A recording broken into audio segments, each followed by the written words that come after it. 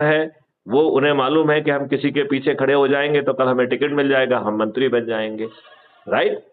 जी। जातिगत नेताओं का भी यही हाल है, धर्मगत नेताओं का भी यही हाल है, संप्रदायगत नेताओं का भी ये हाल है। इवन हाँ। जो प्रोफ़ेशनल नेता हैं, बनियों के नेता, इनके नेता, हाँ। वकीलों के नेता, सब लोग जो है अपने छोटे लाभ के लिए जी रहे हैं और कहीं न कहीं उन्होंने जो संपत्ति अर्जित कर ली है, वो उनके मार्ग में बाधा बन रही है और उन्हें लगता है कि कहीं उनको फँसा के उनका हाथ ना मरोड़ा जाए, इसलिए सब जो है चुपचाप बैठे हुए हैं और अपना लाभ करके ही संतुष्ट हो रहे हैं।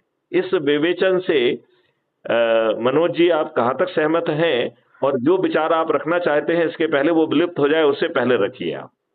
नहीं सर, मैं आपकी हर बात से सहमत हूँ, पहले दिन से सहमत हूँ। और इसमें कोई दो राय नहीं है। मेरा ये कहना है, जो हम कुटुंब ऐप का लिंक शेयर करते हैं, उसमें क्या है, लोग